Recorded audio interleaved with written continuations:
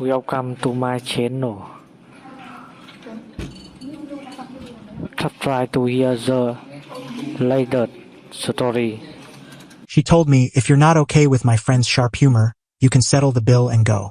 I replied, thanks for giving me a choice. Then I stood, grabbed my keys, and left the restaurant. She thought I was bluffing until her friends' chuckles faded when they saw I'd only covered my own meal. I'm 29, male, and just walked away from what was meant to be a celebratory dinner. Now I'm in my car, reflecting on what went down. My girlfriend, Vanessa, 28, who I've been with for 3 years, handed me an escape route and I took it. A bit of context. Vanessa and I met at a friend's housewarming party. She was witty, driven, a marketing coordinator. We hit it off right away, moved in together after a year and a half. Things were mostly great except for one issue, her friend circle. Her tight-knit group includes 3 women from her college days. Meredith, 29, Jasmine, 28, and Bianca, 27. They're a lot. They've always been intense, but lately, they've crossed lines. They constantly poke fun at me, starting with small jabs about my job as an electrician, my passion for restoring vintage motorcycles, even my wardrobe. I let it slide at first because Vanessa would laugh along but later assure me she didn't agree with them. Tonight was a dinner to celebrate Vanessa's promotion to senior marketing coordinator. I was genuinely thrilled for her, suggested we go to a fancy steakhouse downtown, and offered to cover the whole table to make it special. The evening started well. Drinks, appetizers, casual chatter until Meredith kicked things off. So, Jake, still messing with cables for a living? Must be nice having such a basic gig. Not much brain power needed.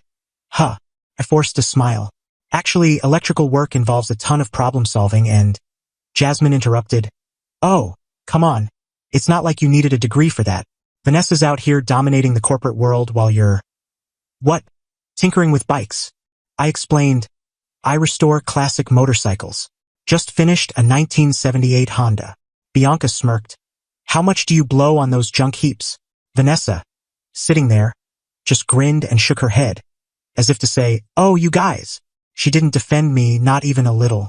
The digs kept coming throughout the meal, mocking my grease monkey hobby, saying I probably couldn't grasp Vanessa's intricate marketing strategies, until Meredith flat out said I was lucky Vanessa was slumming it with me.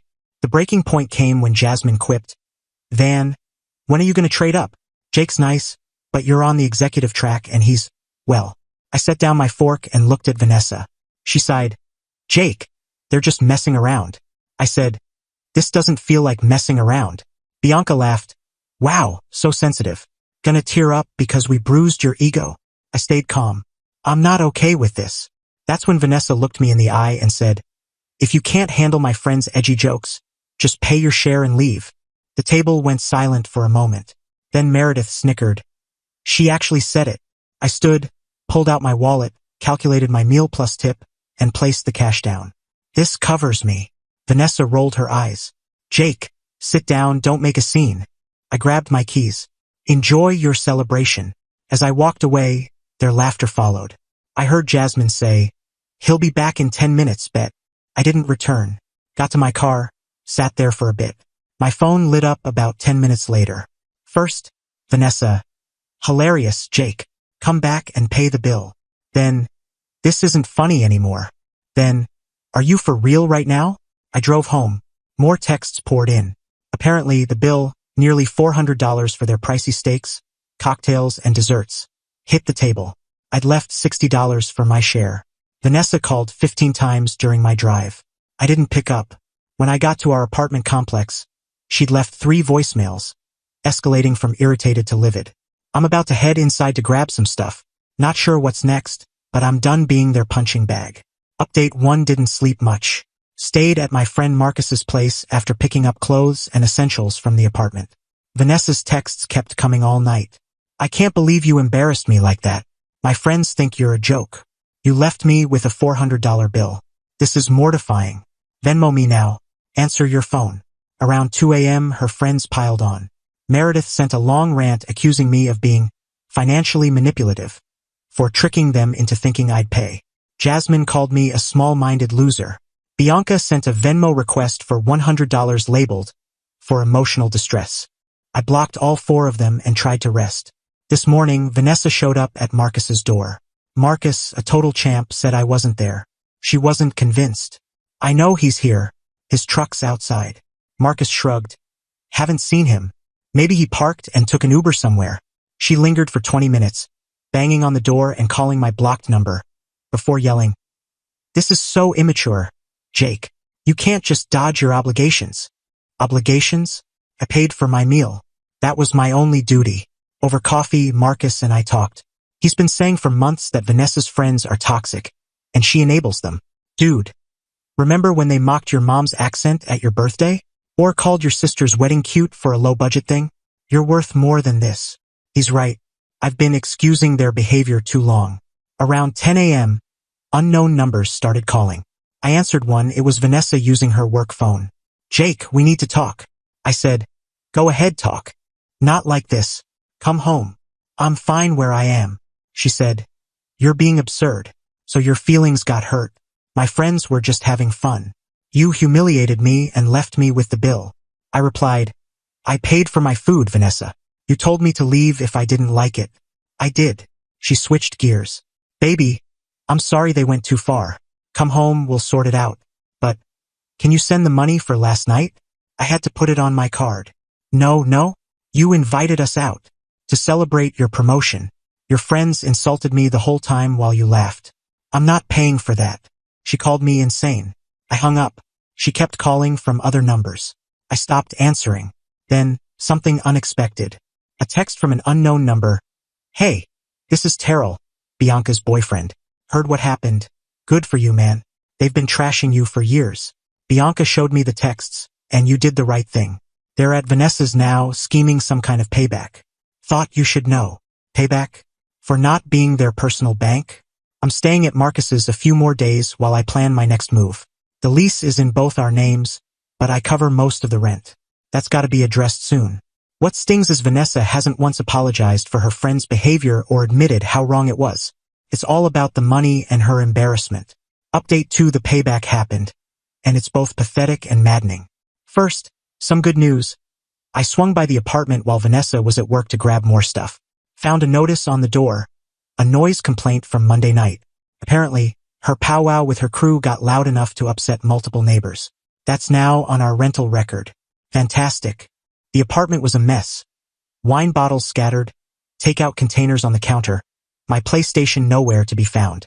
Later discovered it stashed in her closet. But the real blow? She'd gone through my toolbox and sold several of my specialized electrical tools on Facebook Marketplace. My Qley voltage tester, Fluke multimeter, $400 worth, listed cheap for quick sales. A mutual friend tipped me off and I screenshot everything. Then I noticed she'd been in my project room. The 1978 Honda CB750 I'm restoring? Listed on Craigslist as a mechanic special, needs work, $2,000 OBO, must go. That bike's worth at least $6,000 as is, probably $10,000 when finished. And it's mine. I called the police non-emergency line, explained everything. They said since we share the apartment, it's tricky, but selling someone else's property without consent is theft. They advised documenting it all and filing a report. While I was taking photos, my landlord texted, "Jake, need to discuss the lease. Vanessa says you abandoned the apartment and wants you off it. Also got a noise complaint. Call me." I called Mr. Chun right away. He's been my landlord for 3 years, solid guy. I explained the situation. "She says you moved out and won't pay rent. I've been gone 3 days due to a personal issue. I'm not abandoning anything.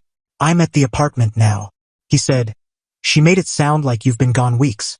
Honestly, Jake, I'd rather keep you as a tenant. You're never late on rent, no issues until now. If you want the lease in your name only, I'm open to it." "What about her? She'd need to agree to be removed, or you'd both have to break the lease. But that noise complaint? One more, and I can start eviction." Interesting. I documented everything, then moved my bike to Marcus's garage, grabbed my remaining valuable tools, left anything we'd bought together. Only took what was mine pre-relationship. That evening, Vanessa came home as I was loading the last box into my truck. "What are you doing?" "Securing my stuff since you're selling it without permission. I needed money for that dinner you ditched. So you stole my tools?" "It's not stealing. We live together. What's yours is mine." "That's not how it works, Vanessa." She stood there, arms crossed, in her work attire. Meredith's car pulled up behind her. Of course. You're not seriously ending our relationship over one dinner. It's not one dinner. It's 3 years of your friends belittling me while you backed them up.